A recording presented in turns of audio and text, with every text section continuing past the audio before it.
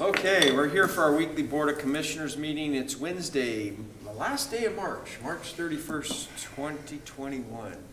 We're here in the Commissioners' Senator hearing room. I always get that confused with the Commissioners' Ballroom. And it's 555 Court Street Northeast. And as always, if you will join us, we start with the Pledge of Allegiance. I pledge allegiance to the flag of the United States of America and to the republic for which it stands, one nation, under God, indivisible, with liberty and justice for all. Wow, what a good morning, huh? It's a good start to the morning, bright and early, sunshine, supposed to be the warmest day of the year. Hopefully we're going to have some really good things today, and we're going to start with really a great thing, a proclamation to consider the approval of declaring the month of April as Child Abuse Prevention Month in Marion County. And we have a lot of people here to present. And I just drove by the Capitol before I pulled in here and saw all the blue ribbons on the tree. And I just thought when we got here, maybe we would just start with a moment of silence before you do your presentation and acknowledge what we're going to talk about today, right?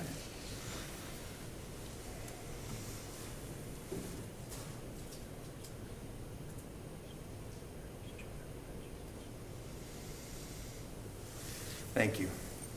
Okay, so Tamara, do you want to kick us off? I will. Thank you very much, Commissioner.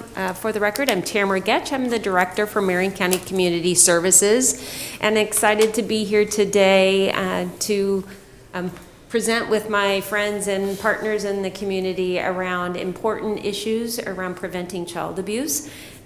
For those who've not heard of our effort in Marion County, this has been a long-standing effort that the county has stood behind, has played a particular important part in.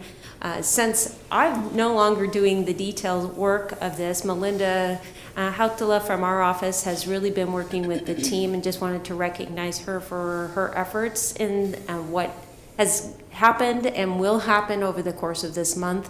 But here to talk more about the details are our team of individuals and organizations that have been uniquely and intimately involved in the development of this month's activities.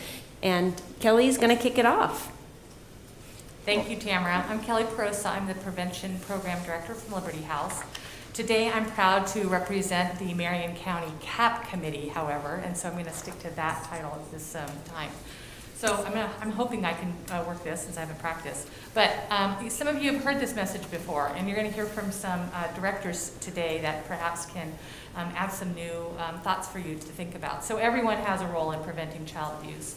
I really am very proud of my participation on this committee, that during this pandemic, last year we got thrown for a loop. This year we took that energy and we turned it into an amazing collaborative effort, and so I wanted to acknowledge the people on the groups on that screen that have collaborated with us this year. So yes, you've seen the blue ribbons on the tree. We'll talk in a minute about the numbers of confirmed cases of child abuse from 2019 that those ribbons represent. So thank you, Marion County Commissioners, for considering a proclamation and listening to us. And today we have, speaking individually, just from their perspective, is Tamara Shaney Starr of CASA, Patrice Altenhofen from Family Building Blocks, and myself. So I'm going to ask for Shaney to give her perspective and her thoughts today on this issue. Shaney? Thank you, Kelly. Thank you, Chair Cameron, Commissioners Bethel and Willis, for having us here today and continuing to recognize the importance of Child Abuse Prevention Month during April. From the perspective of CASA of Marion County, I want to be out of a job one day. And so I think that is critical that we all come together, we raise the awareness of preventing child abuse.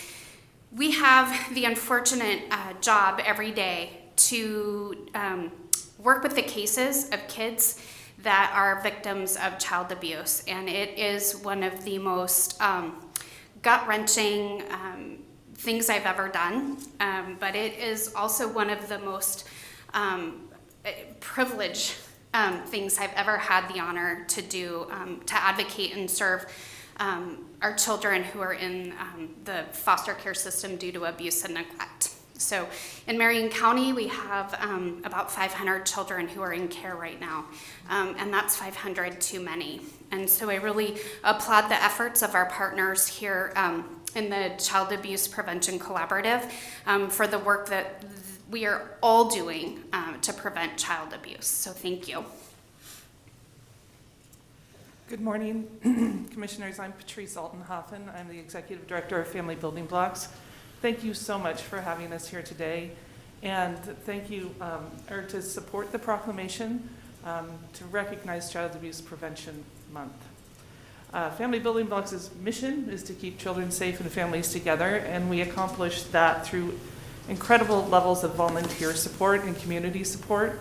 And when it talks about everybody having a role in preventing child abuse, those volunteers are amazing. They take what we do in preventing child abuse with children and families out into the world. I have volunteers come to me all the time and say, what I learned here in the classroom, I was able to take to another volunteer job working with refugees and use those strategies with those families to address their trauma and their needs. And I'm just so proud of that it goes beyond the doors of our classrooms. It's definitely part of our mission to raise awareness in prevention and also give strategies, really clear strategies on how to do that. One of our board members, Nancy McMorris-Oddix, she's a nurse midwife. She has told the story on many occasions that I get emotional thinking about it. She says she's delivered thousands of babies in her career, and she holds that brand new newborn and she hands that to the child to the parents, and never once has she said that a family has said, gee, I sure hope I screw this up. Every parent wants to succeed. They want to do a good job. And when I think about how families end up partnering with Family Building Blocks, I think about the risk factors that we assess in families. And I just encourage everyone here to think about them. It's families living in poverty, families without transportation, families without access to mental health supports, families without access to addiction services. They lack food. They have no house. These are issues that we can address, every one of us in this room. We have the power to do it. We are in privileged positions to be able to address those societal issues that will directly impact the rates of child abuse in our community and put Shani out of a job. Hey. So I just want to say thank you again. I've been doing this for years now. This is the most nervous I've been because I didn't think I'd fit into my pants. But I did, which is great. And I haven't spoken in public for a long time, nor with a mask on. But anyway, just a little levity on this very somber morning. But thank you so much for having us. Thank you so much, Patrice. And that's why we wanted you to hear their voices. They're working with those kiddos that are affected. We want to get ahead of that. So just a reminder, here are the numbers from 2019, 13,674 confirmed victims of child abuse and neglect in Oregon. In our county alone, 1,238 confirmed victims of child abuse. 42% of those victims were younger than 6 years old. We need to be their voice. So I'm going to pause and ask you to look at the top of this slide. Imagine a community that focuses on prevention. Here's some takeaways. Here's some tools. Spend time building relationships with the children in your lives. Recognize that parents and adults are mentors. Recognize that parents and adult mentors are important. Learn how to talk to children about safe touch and get trained to know the signs of abuse. Support organizations that foster prevention trainings. Join in community efforts that put family and children first. Prevention happens when you become more aware and then act. So what will you do? Excuse me, I'm going to say it in the microphone. What will you do? We wanted to introduce this year an alternative to our opening on the Capitol steps. We're going to paint the town blue to prevent child abuse. We have some posters in the back of the room. We would love for you to just take a sign today and put it on your office door. Just that act is going to remind you of what happens in April every year. So wear blue. Starting tomorrow or today, if you think, for some reason, Shani and I think today is the day of Child Abuse Prevention Month. Spread the word on social media. Partner with local organizations. I know many of you are already involved, and we're just asking you to wear blue every day to remind yourself that this is a month that you can go, maybe I can do one more thing than I already do. It's going to take all of us together to keep children safe. Friday, April 2nd, we're having a car parade. We've never tried it before. We'll see what happens. We're going to gather at the Heritage Center. Some people remember it as Mission Mill. We have things to decorate your cars with. We'll see a lot of vehicles with identifying the organizations that are represented on this slide.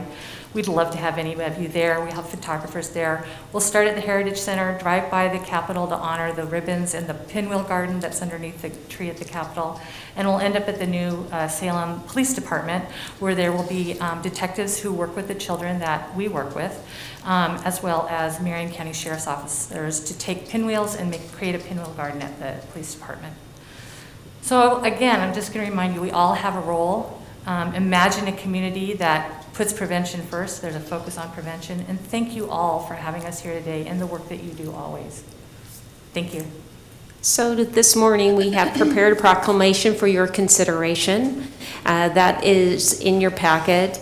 But I also want to just put a shout out to those who are stepping in the trenches outside of those who are in a professional role, that they've opened their hearts and their homes to those in need in our community. I've personally been able to witness this happen in my own family, on both my side of the family and my husband's side of the family, who have brought foster children into their home, cared for them, and in turn have adopted them. And they are now part of our family gatherings on a year-to-year basis. And it's just, those are the kinds of things that make a difference. Prevention is key. We can't find enough foster homes. We can't get out of this situation by finding other situations for these families to go into, these individuals, these children. We really need to do due diligence with prevention and making a difference in the lives of these kids so they can stay with their families and families can do what they do best and love and care about their own kids. And when that doesn't happen, for whatever reason, we'll have resources in our community to help support them be healthy and thriving in ways that are really only possible because of the love that they've experienced by others. So I want to just applaud everybody here for the work that they've done to this. This year's event, excited about Friday and what is happening. I encourage you to wear your pins. And if you don't have those still, just let us know. We'll do our part in trying to make sure that you have that so you can spread the news to those that you come across over the next 30 days. But today, we're asking for your consideration of the proclamation. Wow, I was just putting that event, I didn't know about that event until you just talked about it, so thank you. Just putting it out on my calendar for Friday morning. I don't have to paint my car blue. You do. Yeah, you don't. Yours is kind of gray. I'm driving a Marion County car. That's good. What, Sheriff? Oh. No, I'm like literally gonna drive one, like my own. It's white, but I'll be driving it. So you're gonna meet and so people that are watching, you're gonna meet at Willamette Heritage Center, Mission Mill. Some people still think of it as that, right? In the parking lot there at 7. I'm going to give you insider information here. Don't get there till before 7:45. It'll be busy. If you want to borrow some of our tools to decorate your car, come. Somebody will be there starting at 7. But we're gonna start that parade at 8:15 sharp. So yeah, give yourself a little time. I know you're busy. Oh. Well, I think we should come early with coffee and just mingle with the folks. Oh, we like that I'm idea. gonna be there early because I like to talk to people. Yeah. So that's good. That's great. And you're going to go from there and go through the Capitol and then downtown up to the... Yeah, down Liberty to Division. You can park your car and come and gather and help plant that pinwheel garden, or we have an opportunity to drop off to one of the law enforcement representatives that'll be there. Okay, good. Thank you. Well, every year I just think of the kids that you guys serve. I'm so grateful for you. I just think of this as these are our kids. You know, as a community, each one of these children that suffers abuse is one of our children. And a lot of times we talk about folks who are marginalized or don't have a lot of resources, but it's hard for me to think of anybody who's more marginalized or has fewer resources than a 4-year-old or a 5-year-old or a 6-year-old who's suffering abuse. I mean, they really have, they're sort of the littlest people in our community, and I think it really says something about us, you know, how we as a community stand up for those people or not. So I'm just very grateful for your service to these kids, and looking forward to tomorrow's parade.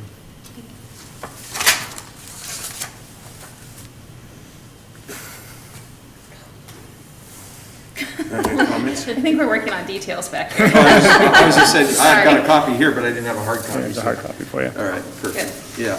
Well, Kelly, thanks for reaching out and organizing this with your partners. All the organizations are really important to our community. And I think it's, when I started working in child abuse prevention, it was quite some time ago. And the numbers were significantly higher, specifically CASA numbers. I mean, I remember when I served on the Citizen Review Board, we were navigating like 1,200 kids in Marion County that were in foster care. The fact that we have just 500 is a testament to the work that you and your teams are doing. And I know that people don't really know what that looks like. Shani and I talk often. And I just really want to say thank you. It's important. I mean, I'm a mom, and I'm a victim, and I have been greatly impacted by the relationships that I see that happen in Marion County. I've said for a long time that Marion County is really unique, and it is. And this is really important. And I don't own a lot of blue, but I have a pinwheel on my desk, and I already have my poster. And so I'll make sure that people know what's happening, because I think it is important, and I am grateful for all that you're doing. So I'll see you Friday. Well, before we take a motion and to approve the proclamation, this is always a hard one for me. You know, I know personally that I grew up in a pretty functional family, maybe. We all have our issues, but I think I have 3 grandsons that are doing really good, and then I see, you know, as you drive around town, you see things that you just go, oh my gosh, seems overwhelming at times. And this is always a hard one when I think of what happens to our little ones and how it impacts them in their life. And really appreciate what you're doing, all the organizations, not all the ones that are even represented here today that impact the school district, the teachers, the subject of school resource officers and how they can help with that type of thing. And so I just really want to thank the community, not only you, but the community, as we approve this proclamation, to do all the things that we can do to bring awareness to this issue and help to try to prevent the abuse that happens. And it is, and I think Commissioner Willis and I were just at a event this morning where somebody said, you know, it's you know, are you doing great things? And reminded us that just one individual that you're working with, one person that you're changing their life, is a great thing.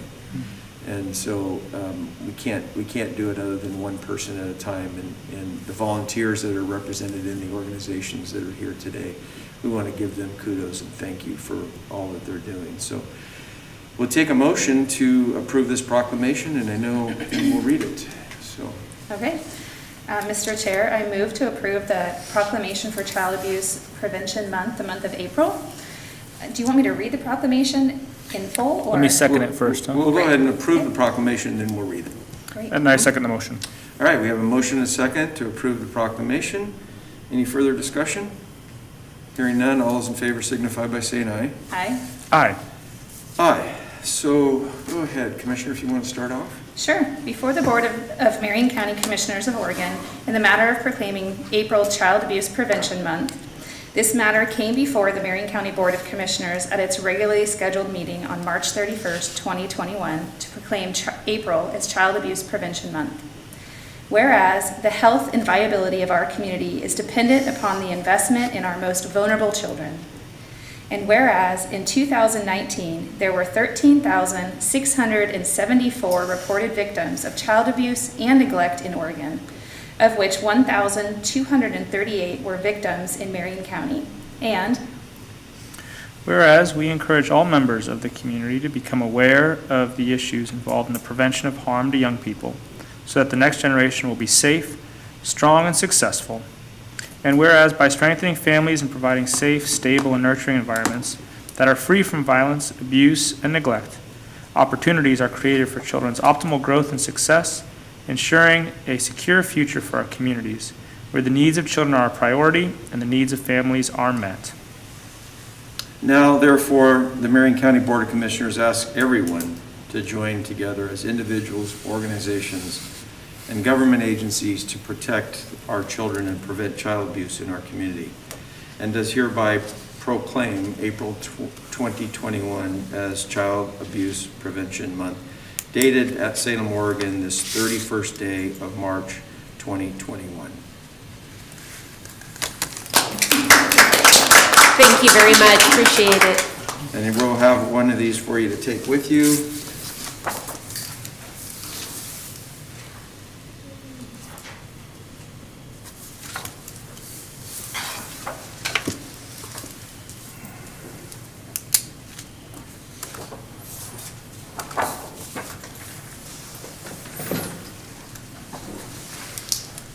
Thank you, Tamara. Thank you, Patrice. Thank you, Shani. Thank you. Thanks for all that you do.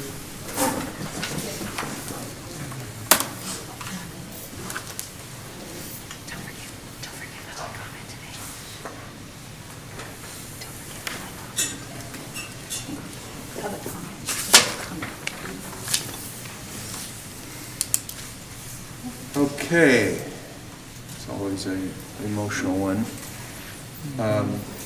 Next item on our agenda is we have, everybody signed up for public comment. Did you want to make a public comment? no, Oh, okay. last week Just- we didn't do it till the end because we forgot. Oh, well, I just, they call me a rebel for a reason. I just kind of go off on my own. All right, so our presentation for COVID-19, and I believe Katrina is on a well-deserved vacation today. Chad, you don't look like Katrina.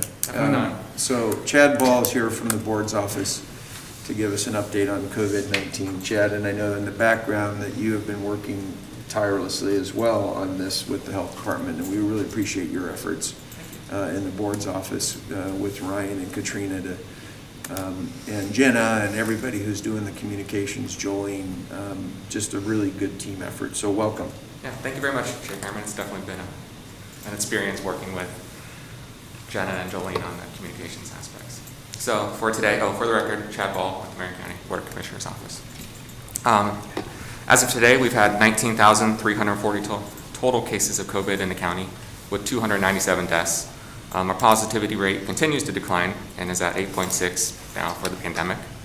For the last 2-week period of 3/14 to 3/27, we've had a 3.6 positivity rate with 117 cases per 100,000. And we are currently monitoring 17 Marion County residents who are in the hospital with COVID.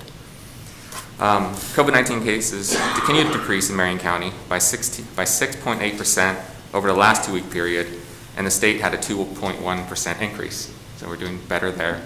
The bulk of our cases still continue to come from the central Salem area, North Salem, Brooks, and the Kaiser zip codes. This week, Marion County will be receiving about 10,000, at a minimum of 10,000 doses, with 5,000 going directly to the fairgrounds and then 5,000 going to Marion County Health and Human Services, where we will distribute them out to some of the most needed areas and the hotspots within the county. To date, we've had over 1.1 million Oregonians who have taken either their first or second dose of the vaccine, and of that, 135,000 of those doses have been administered in Marion County. So exciting to hear. Starting next week on Monday the 5th, Governor Brown announced that those in Phase 1B, Group 7, will be eligible for the COVID vaccine. Group 7 includes frontline workers, which is defined by the CDC, but some of those people will be grocery store clerks, government employees, those who have been working constantly through the pandemic but haven't qualified in other rounds will now be able to do that. It's something we'll post on our website so people can check and see where they if they're eligible. Also, individuals living in multi-generational households and adults 16 to 44 with one or more aligned health conditions. Again, anyone looking to receive a vaccine, especially within that group, vaccines are still limited. It might be hard to get a vaccine right away, so keep checking back. Our website is a great resource for people to find testing events near them. There's also 211, and we also have a phone number that they can call, which is 503-576-2828, and that's a Marion County Health and Human Service line. Leave a message, and somebody will call you back. One of the questions that we've kind of been receiving a lot lately is, after getting a COVID-19 vaccine, will I test positive for COVID-19 on a viral test? The answer is no. Neither the recently authorized vaccine nor the COVID vaccines currently in clinical trials in the United States can cause you to test positive on a viral test. You might test positive on an antibody test, and that's still being studied, but the antibody test just means that your body has created an immune system, so that's a good thing. And then the last question that we've been getting a lot of lately is, if I've already had COVID-19 and recovered, do I still need to get a vaccine?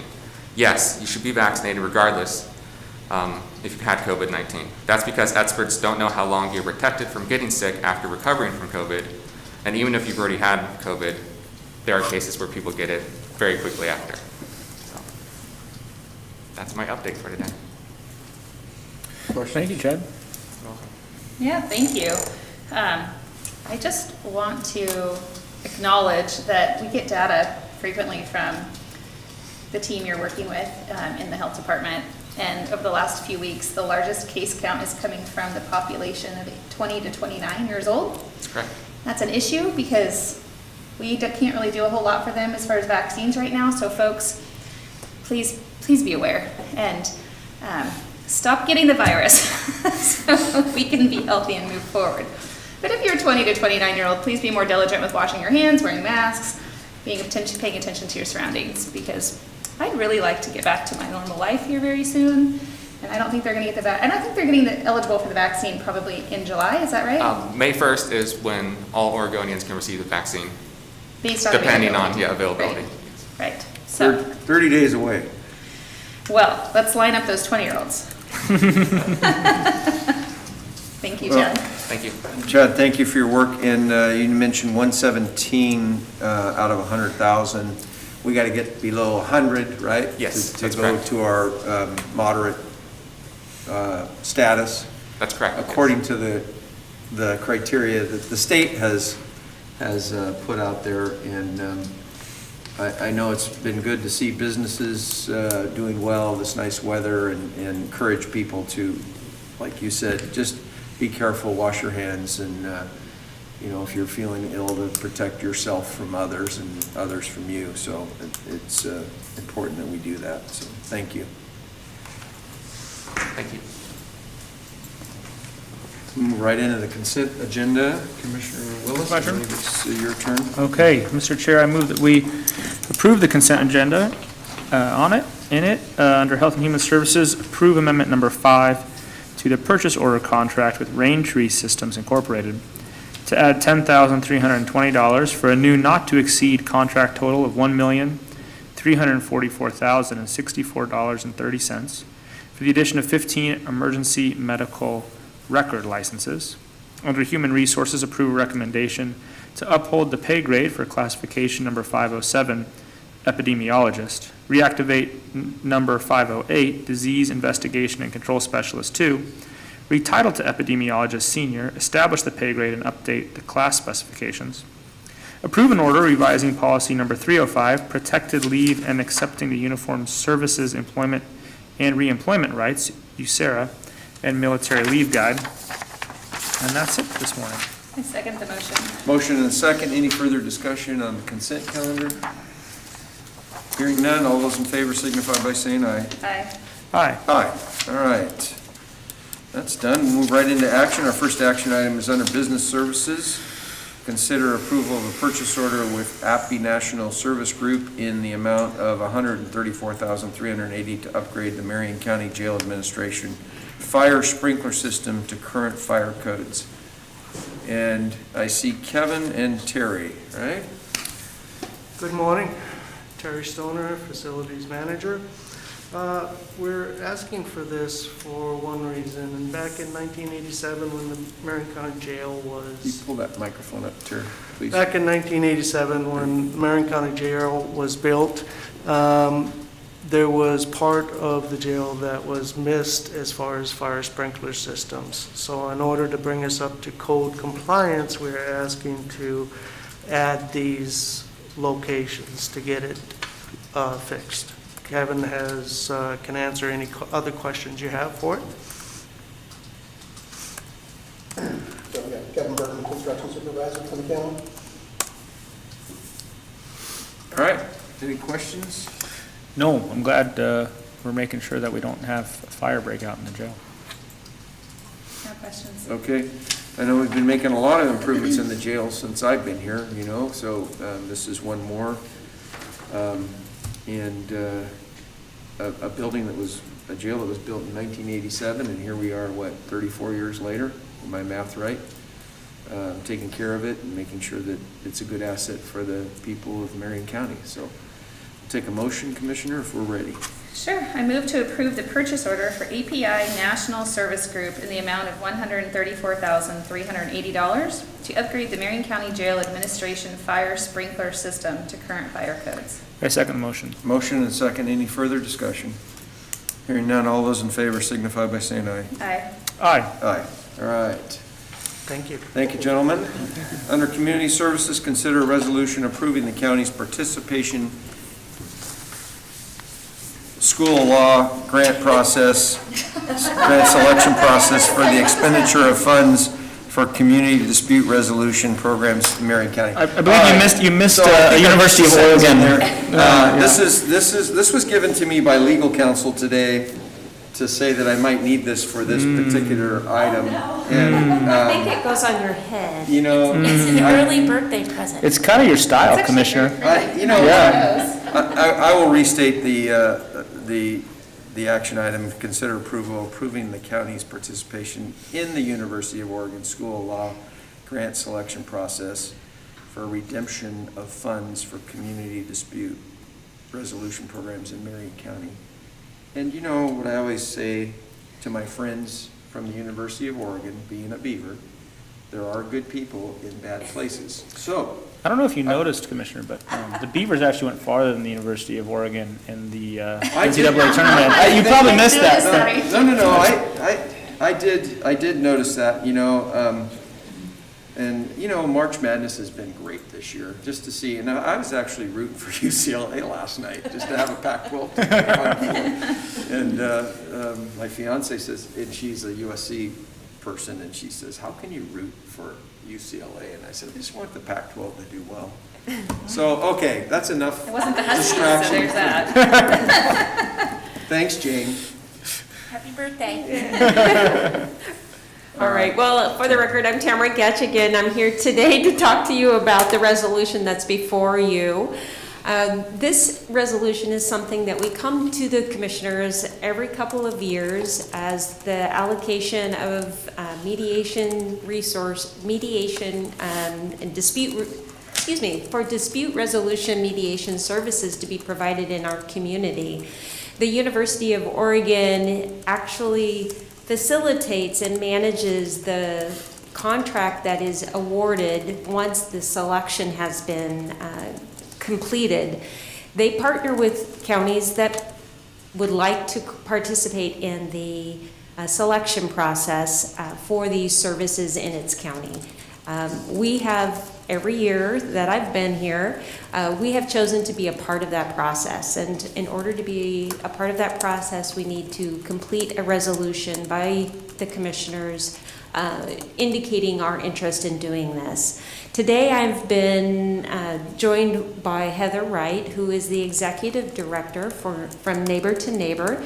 Their organization has been providing these services in Marion County for years, and wanted just to give her an opportunity to talk about what kinds of situations do they provide resources for in our county. So Heather, would you like to just introduce yourself again and just kind of share a little bit about what Neighbor to Neighbor does? Thank you for allowing me to be here this morning. just for the record, we provide services in Benton County as well, so Oregon State has to make some in the law school. It's a good program. And we all sit there and do this, but it has nothing to do that because dispute resolution is part of our process. And so helping people get along is what we do. And I ran for UCLA last night too. So in Marion County for the last 30 plus years, I think we were 86 when we were incorporated in Marion County. We have offered what would be neighbor to neighbor. So it sounds like all we do is go from neighbor to neighbors and do that. But alternative dispute resolution has a lot of different pieces and places that we've had the privilege of serving in Marion County. Notably, one of them is our juvenile victim offender program that we run with Marion County Juvenile Department. And victim offender mediation is a special one dear to most of our hearts because it's a form of restorative justice where a victim and offender come together, and the hope is that we not only have a punitive system, but we have something that brings long-term change in our community. And it's a highly proven as an effective way to get both the restoration process done and to help youth re-assimilate into their community in a positive way. So that's one of the programs we run. We do manufactured and marina home park mediations here in Marion County, which is now a mandatory program because of the legislative amount. So we make sure that free services are available for landlords and tenants in manufactured home parks. This serves our very vulnerable community where many times their last form of income or their last form of housing is that manufactured home, and making sure that if there's something that goes on that would leave them homeless or houseless, that we're there to help them facilitate a good conversation. We do a parent-teen program with Taylor's House, which is our homeless youth shelter here in Salem. And there we work with teens that have the potential of being reunited with their families, and so we get right in with a STEPS program and start working on facilitating conversations about what going home looks like, what visits look like usually first, and then from there into hopefully a reunification. We run in Marion County here the Oregon Foreclosure Avoidance Program, which is lending to housing stability, in that we have facilitators that help homeowners who are potentially going to have a foreclosure come and work out an agreement, hopefully, or a graceful exit plan. We work with code enforcement. Sorry, this is falling down. We work with code enforcement here in Salem. We also work with law enforcement, Woodburn, Turner. We've got police departments all over that have our little note card. And one of our services is when they're called to a scene or to a dispute that really there isn't something illegal being done or unsafe, but there is a problem. Our mediators come in and are able to open a case in conjunction with the support from the police department or law enforcement, and contact and reach out to those parties and help them come up with a resolution. Many of these are things as simple as dogs making noise, leaves on neighbors' yards. COVID, we thought that we would see a decrease in these kinds of things, but it ramped up in Marion County huge because people were at home, and so they walked out in their backyard and found that the neighbor's trailer was backed up into their yard, or a tree had grown somewhere where they didn't think it should be, and so there's lot lines and things that are expensive for our court systems, but as a neighborhood program, neighbor to neighbor, we're able to help with that. Two things that I'm really excited about for Marion County in our future that we're working on is we're working on our peer mediation program, which would be, to me, is greatly intriguing and helping with the violence and the mediation done by peers. So our program is looking at partnering with a local high school, Sprague High School, and training and helping them get their own system so that youth could work on these nonviolent communication processes. Another one I'm working on real hard, I'm hopeful post-COVID will pick back up in the talk, is second home. or home share. And so that program is mediating or uses mediation and other partners to help mediate agreements so that people that open up their homes for either youth, so the second home is the youth that would like to stay out of the system but want to have like a rental agreement to stay with another family.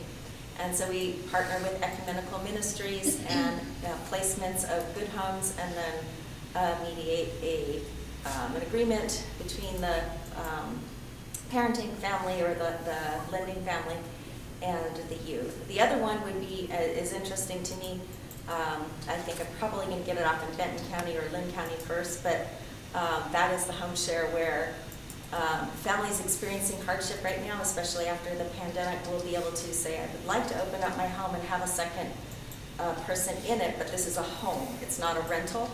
And so mediating agreements and helping them come up with ways to live together peacefully, opening up your home but sharing it, and working mediation that way. And the last one that I'm working really hard on right now is spacing the end of the moratorium. Potentially, we have a lot of unpaid rent in the moratorium, and we're pushing it, kind of kicking a ball down the road. The printing machines are working extra hard on rental assistance. We hope that rental assistance is enough, but even with all the rental assistance, there potentially is a group of people, 80% income, the AMI, who would not have received assistance and may need help. And so we are actively writing programs, working with the legislator to see how we can help here in Marion and other counties to address the issue with a pre-eviction mediation program that would help with that. So those are kind of our activities right now in Marion County. And we don't have to have your support. We enjoy support and the partnership, and that's why we request, that it would come through you, because we are a part of your community, and we like to be with you doing things as opposed to just doing it inside without you knowing. So thank you for your time today. Great. Questions? Thank you for your presentation. I actually learned more about this program this year than I have in previous years. So thanks for sort of describing all the different ways that you serve our community. I appreciate that. Thank you, Heather. Really appreciate your service to our community and to the county. And I see legal counsel over there just like studying and looking. And I was just thinking some of what you do avoids things that we would have to deal with here. Talk about code enforcement issues, neighbor-to-neighbor issues, things that come before us all the time that we go, okay, is this something we have to deal with, or could it go through mediation? And appreciate your service. It's good to have you. Yeah. And so with your approval of the resolution, what that allows us to do is put the RFA out, our request for applications, out to the community for people who provide these types of services. It can be neighbor to neighbor, and anyone else in this community. Is an open process. It closes 30 days after that is opened, and then we work with the university in the selection process, and then the University of Oregon then holds the contract for the services in Marion County. Okay. Ready? Okay. Yep. Mr. Chair, I move that we approve a resolution approving the county's participation in the University of Oregon School of Law grant selection process for the expenditure of funds for community dispute resolution programs within Marion County. Second the motion. We have a motion and a second. Any further discussion? Hearing none, all those in favor signify by saying aye. Aye. Aye. Aye. Okay. Well, and that completes our action items today. Thank you very much. Read the calendar. I guess probably it's my turn. I haven't read it in a while. So, maybe it isn't my turn.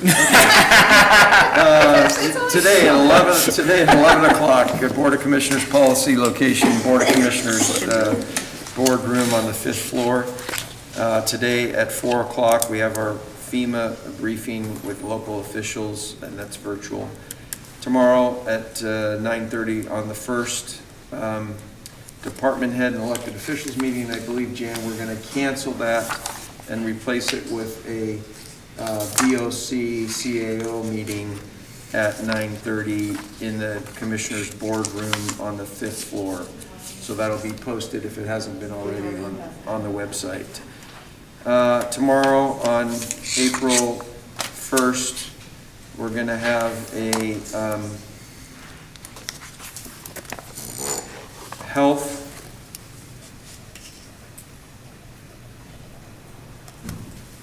April Fools. Okay. Health and Human Services Policy Group. Oh yeah, tomorrow's your birthday, isn't I it? was just trying to have. Yeah, big deal. What's wrong with him? Well, I'm gonna turn 65. Tomorrow's a big day tomorrow. Yeah. So I was just trying to make Hollering into this microphone here. make a light of April Fool's Day You're now. so funny. So, okay, we have a Health and Human Services Policy Group meeting at 1 o'clock on the 5th floor. I gotta be careful. Yeah. Full clips of this. All right, and then on Friday at 11 o'clock, Association of Oregon Counties, the weekly conference call. On Monday the 5th, calendar review at 8:30 in the Commissioners' Boardroom. Monday the 5th, management update at 9 a.m. in the Commissioners' Boardroom. Monday the 5th, we're going to tour the Redwood Crossing with Councilor Hoy from City of Salem. And that's the Redwood Crossing at 4107 Fisher Road Northeast.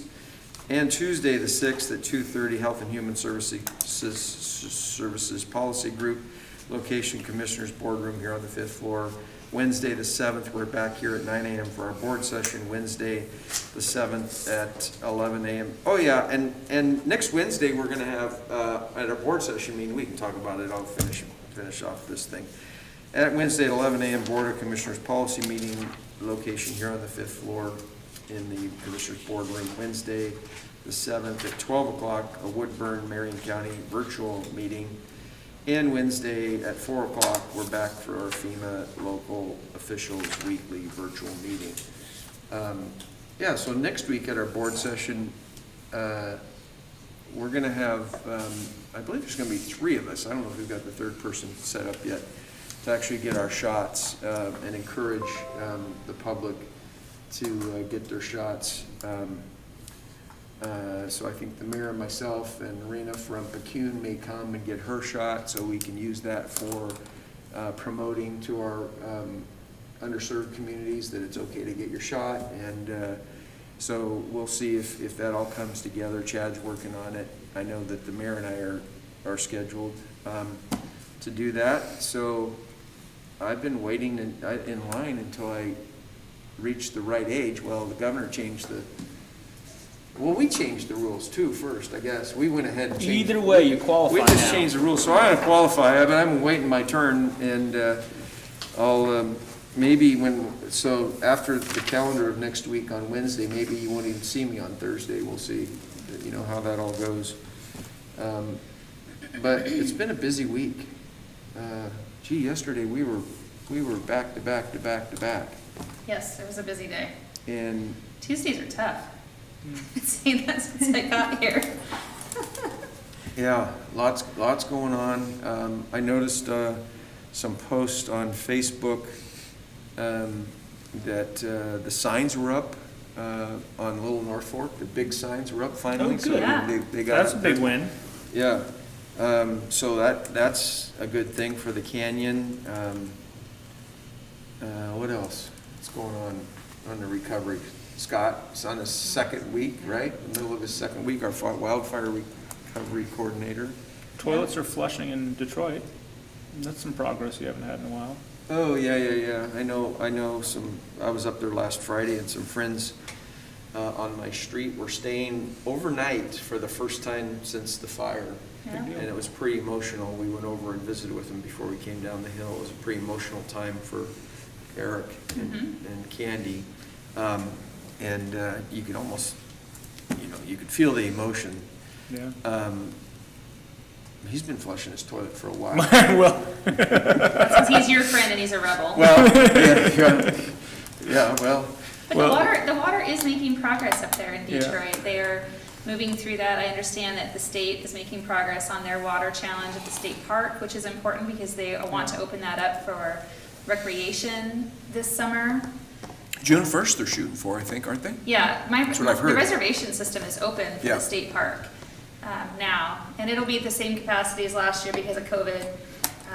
with the hopes that they'll be able to open up more in August, September, with vaccines being, more distributed, and I don't know. Yeah. it's Well, vaccines. and just the water system in Detroit's been so frustrating for so long. It's nice to see progress, I'm glad, This guy. This is for, mask, well, I'm glad you're wearing your mask. this is for Jan and I Barb. just hope the sheriff and- doesn't arrest you now. What's your relationship to the U of O, counselor? Oh, first of all, could you dry clean that before you return it to me? I thought you said it was for me. I went there for 7 years, undergrad and law school. She is a duck. Quack, quack. Nice looking, I- distinguished. Yeah. Green. I think I you've I done hope that Sam's, before. I hope Look like you're Sam's about to not rob a watching. bank. If Sam's watching, I'm gonna be befriended. You or know, whatever. you look good in green, although orange is quite attractive as well. I got green on. Yeah. Okay. So water is coming along. So is phase 2 cleanup. So there's been a handful of properties up in the Detroit area that have been notified. There is some confusion on some particular things that I'll be speaking to Public Works about today with trees. But it's starting to kind of make progress. Of course, the weather's going to be better, and most of the contractors are out of California, and apparently they're fair weather folks. So it was like a challenge for them to get up there in the cold, wet, maybe possible snow to do their job. But I'm thrilled that they're here now. Yeah, at least there's progress, right? I also heard that ODOT is going to be working on taking the piles of logs that you see put out just outside of gates before Detroit and moving them, because of course they just get higher and higher, and their people are intimidated by them, and so that's good. We're close. We are. We're They're close to every recovery. day. It feels real now. There's something happening every day. I have a meeting every day to talk about some form of the recovery. I had a great meeting the other day with Ferris on kind of the hurdles that they're trying to overcome with timber. We all know that the cost of wood has gone up 300% since the wildfire, which is insane. And folks are saying, well, why can't our local lumber yards help us? And they are trying everything they possibly can. But they have a capacity issue. They don't have enough employees. So if you need a job, get in your car and drive up the canyon and apply for those lumber yards because they need you. Well, it's a weird employment dynamic right now. Yes. Because we still have roughly 6% unemployment or 5.9% unemployment, which isn't full employment, and yet we have businesses that are having trouble hiring people. So Yes. that's weird. There's something not working in the employment market there. Oh, well, I have a thought on that, but I'll save that for another day. What? That you make more on unemployment than? Yes, that the government is subsidizing You- people to not go to work, and that's unfortunate because they need to get to work That's a in fact. order for our economy to move ahead and for businesses to thrive and for all the reasons that make sense through Yeah. common sense. Yeah. Well, we had that with our housing authority meeting yesterday, talking about building some more Yes. housing in Mill City, Gates area, that Gates wasn't on the radar, but that, the ask that we have over in the legislature for the $40 million for the sewer system upgrade in Mill City and new in Gates, if we could get that done in the next 2.5 years or whatever, that'll allow Gates to rebuild and do the same thing, and for further expansion up there. So that's all good. What else? I feel like that bandana you have on is a side effect because you appear more stiff. Well, I just feel like you're about to go rob somebody. Tomorrow, Exactly what you think it means. tomorrow on April Fool's Day, I can confess that this was just a joke. Yeah.